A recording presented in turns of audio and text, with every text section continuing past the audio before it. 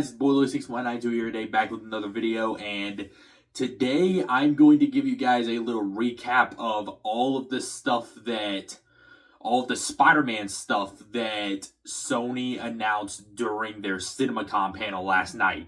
If y'all remember, I did a video similar to this last year, where I went over the Spider-Man stuff that Sony announced at their CinemaCon panel last year. And I also threw in a little bit of news about Your Friendly Neighborhood Spider-Man Season 2. But this time, I'm just going to be talking about the CinemaCon stuff. I'm going to be going over everything they revealed for Spider-Man Brand New Day and Spider-Man Beyond the Spider-Verse. So, without further ado, let's go. Let's talk about it. Alright, so first off, I'm going to talk about all the stuff that they revealed for Spider-Man Brand New Day. And yes, I will be wearing the suit of the movie that I'm talking about. But I'm going to be starting off with talking about Spider-Man Brand New Day. I'm going to talk about all the stuff that was said about the movie. Then I'm going to be talking about the footage description. And then I'm going to be showing you guys the 2 new posters that got revealed for Spider-Man Brand New Day. So, starting off with the stuff that was said about Spider-Man Brand New Day, from the CEO of Sony, Tom Rothman, he was on stage and he said, Spider-Man Brand New Day is as big as anything we have ever made, yet it feels like nothing we've ever made. You just had the single most watched trailer in history, which, that is something that I haven't really brought up yet. In case you guys don't know, Spider-Man Brand New Day has recently made history for being the first trailer, I think, ever to pass 1 billion views, which is absolutely insane. That is wild. And that just goes to show you the amount of hype that people have for this movie. Then Tom Rothman went on to say, Spider-Man Brand New Day is Tom Holland's finest performance as the character yet. So, yeah, and that's saying a lot, because Tom Holland is my personal favorite live-action Spider-Man. I mean, I was born in 2006, so I was born the year before Spider-Man 3 came out, so the Spider-Man that I had in my childhood were Andrew and Tom. And Tom Holland is my personal favorite Spider-Man. So, I love pretty much everything that Tom Holland does as Spider-Man. But saying that this is his finest performance as Spider-Man yet definitely gets me excited. And Tom Holland, he wasn't actually at CinemaCon, but he did share a video where he said that Brand New Day is the most emotional and grown-up Spider-Man movie to date. And then he goes on to say, Peter had to make a sacrifice that made all of his friends forget who he was. So now you'll see some of the consequences of that choice. And again, that is one of the things that is selling me on Spider-Man Brand New Day. The fact that Peter made a sacrifice at the end of No Way Home, the choice to make Ned and MJ forget who he is, make the entire world forget who he is. And now we're kind of seeing the consequences of that. I love that. I love that. Alright, so now let's get on to the footage description for Spider-Man Brand New Day. And I'm getting this from a Twitter user by the name of Brandon Davis. So the footage description goes as Peter Parker sitting in a cafe and watching Ned walk in and out without noticing him. The clip cuts to night. Ned is rolling up to a party with supplies and Peter follows him in. Inside, Peter navigates the party with a red cup. He sips it and doesn't care for the drink inside.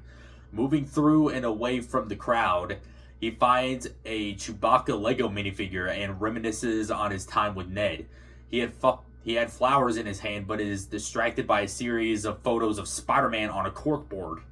Ned comes out of the bathroom.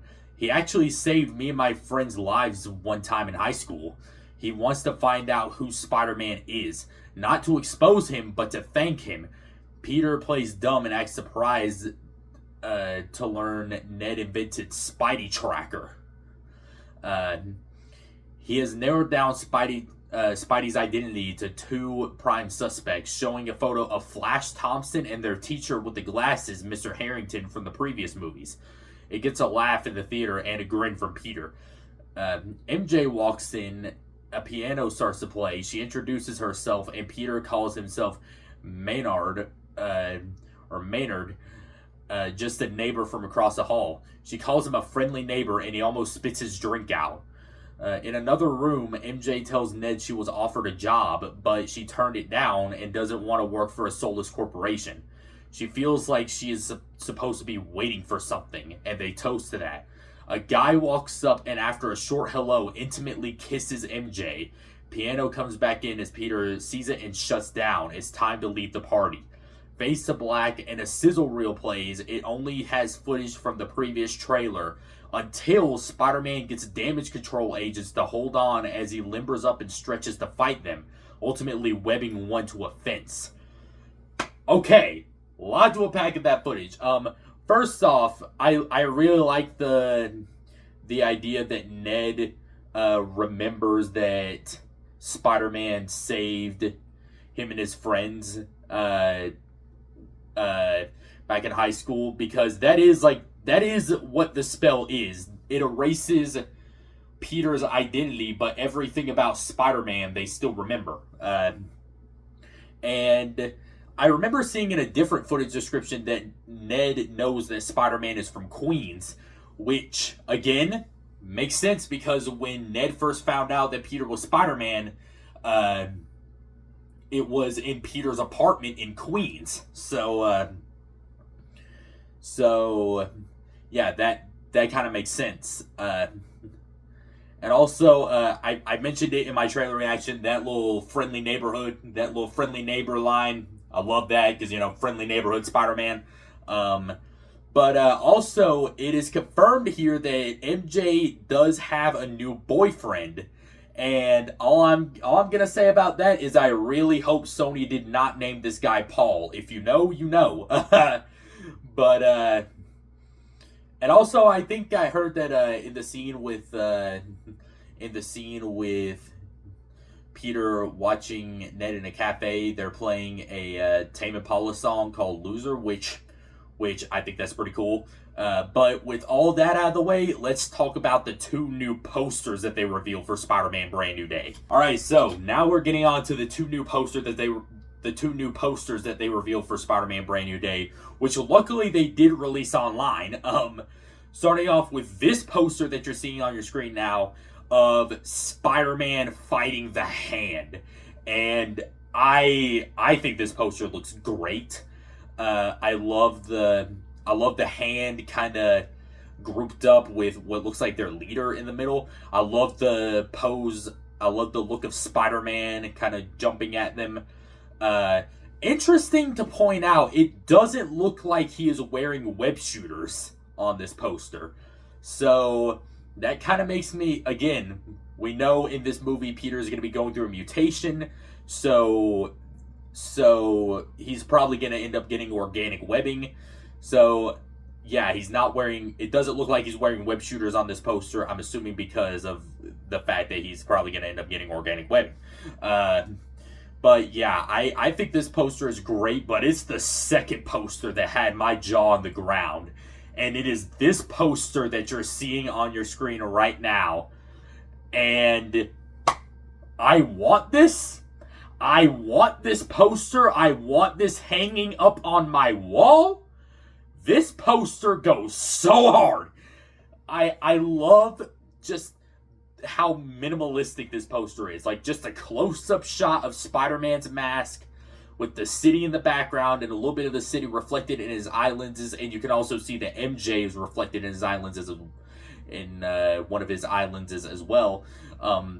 Just an amazing poster. I remember people were clowning on Sony for the posters for No Way Home, and especially Far From Home. People were straight up cyberbullying them online. But it looks like they took that criticism in stride with these Brand New Day posters, because these look absolutely insane. Okay, so now with the Brand New Day stuff done out of the way, now we're going to be talking about Spider-Man Beyond the Spider-Verse, which y'all already know how I feel about this movie. This is like my most anticipated movie of my freaking life at this point. So I'm not wasting any more time. Let's go on to Beyond the Spider-Verse. Again, I'm going to be talking about the stuff that they said about the movie, some stuff that then I'm gonna go on to the footage description, and then I'm gonna be talking about the 4 new images that they released for Beyond the Spider-Verse. So start off with some stuff that they said about the movie. They didn't really say a lot, but they did say that bring up that Project Hail Mary, which is the latest movie that was directed by Phil Lord and Chris Miller, who are the producers of the Spider-Verse movies. They said that Project Hail Mary built its sets next to Sony Animation so that Lord and Miller could stay close to the production for Beyond the Spider-Verse, which I like that. I think that's really cool, the fact that they did that, so that way they could kind of do 2 things at once. You know, kind of like the thing that Miles said in Across the Spider-Verse. Can't have your cake and eat it too unless you bake 2 cakes. But they also said Beyond the Spider-Verse promises to go places it has never gone before. The footage played in the 1:1.43 aspect ratio, as they're making this movie formatted for PLF. I have no idea what that means, but I do think that I think they did say that the movie was going to be released in IMAX, and it looks like they're making the movie for that IMAX release, which is amazing. Kind of cool, yet also kind of weird that Beyond the Spider-Verse got an IMAX release, but Brand New Day doesn't for some reason. But and then the last thing that they said before I get on to the footage description, they did say, "Welcome to the final chapter of Miles' story." So yes, this is going to be the last part of Miles' story. I think they specified Miles specifically because I think Sony Animation did confirm that they are going to be making spin-off movies for Spider-Punk and Spider-Gwen. So with all that stuff out of the way, let's get on to the footage description. Alright, so now getting on to the footage description. Miles says there's no Spider-Man here before getting captured by the Prowler from the other dimension. It's picking up right in that final scene. Uncle Aaron tells him that he's not the Prowler before alternate Miles enters. "Who are you? I'm Miles Morales, but you could call me the Prowler." Miles tells him that he needs to let him go. "Why would I do that? Tell me, who are you?" "I'm Miles Morales." They break into a funny banter about how to pronounce Morales and who they are. Our Miles explains canon events and that his dad is going to die and that he needs to go. He tells him about different canon events and about Spider-Man. Aaron thinks the concept is ridiculous. Miles starts glitching and everyone backs up. Our Miles says, "I don't want to hurt you. You know what they say. Don't watch the mouth. Watch the hands." We get a one last time montage of unfinished footage. A car jumps a drawbridge. Miles fights with the sandbag tied to his back. You always gotta make a choice, Miles, or the choice makes you. Peter B, Spider-Ham, and Gwen seem to be primed for a fight. Hobie questions Miles, thinking he could take down Miguel's whole gang. The screen is vertically split by different universes and different spider characters at the bottom of the panels looking at their cities. So yeah, and there's also a description from Discussing Films. I'm gonna pull that one up because it does give a little bit more info about the movie. All right, so the Discussing Films description for the footage that people saw for Beyond the Spider-Verse did bring up some more stuff, where it says there's an enticing image that shows Aaron and Miles' father in the past committing criminal activities in a letterboxed retro look aesthetic, indicating the movie will explore their alternate selves' history together. Other striking images include Gwen Stacy crossing an interdimensional bridge, a series of various Spider-Men going through a neon cityscape, Spider-Man 2099 standing in front of several giant portals opening up, and an utterly terrifying shot of a much more sinister Spot saying, "I just wanted to be taken seriously," as as he drains the life out of everything around him. And dude, that, oh my god, I don't know if I could ever be more excited for Beyond the Spider-Verse. Because, like, just that footage description of, like, the opening scene with Miles and Miles G, and yes, this movie will be taking place immediately after the end of Across the Spider-Verse. But, like, that opening scene with Miles and Miles G, with Miles kind of explaining canon events and explaining who Spider-Man is. And also that little joke that they threw in about Miles and Miles G arguing about how to pronounce Morales, because 1610 Miles pronounces it the same way I pronounce it, Morales, but Prowler Miles pronounces it with a bit more of an accent. So I think that's pretty cool that they're kind of arguing about that. But yeah, and also just all the stuff that they brought up with that little like sizzle reel with like the different spider people, Hobie kind of talking to Miles about like, do you really think you could take on Miguel's whole like group? And also that part with the Spot saying, I just wanted to be taken seriously, while he drains the life out of everything around him. Yeah, that's something that I've been saying about Beyond the Spider-Verse. I think the Spot is going to be way more threatening in this movie than he was in the last one. The last movie felt like it was kind of being built up, felt like it was kind of like a joke when he was first introduced, but he started getting more intimidating. This movie, I feel like he's going to be scary. But with all that stuff out of the way, now let's get on to the images that they released. Okay, so now getting on to the images that they revealed for Spider-Man Beyond the Spider-Verse. First up, we have this image of Miles and his dad.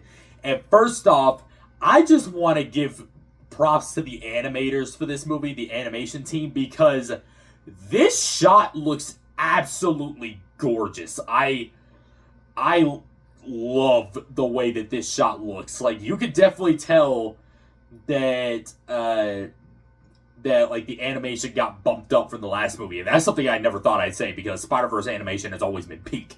But yeah, it looks like this is probably a flashback scene because Miles in this image looks very similar to the way that he did in the first movie. So I'm thinking this is probably a flashback scene to before Into the Spider-Verse. But yeah, I can't wait to see what the context for this scene is. Then the next image that we have is this image of what looks like a younger version of Miles's dad and Aaron Davis. And I remember in the if you remember in the footage description, they did say that there was a scene involving, there was a part of a sizzle reel that involved Miles' dad and Aaron Davis kind of doing some like criminal activity together. So I feel like this is probably what that is, probably like a flashback to that.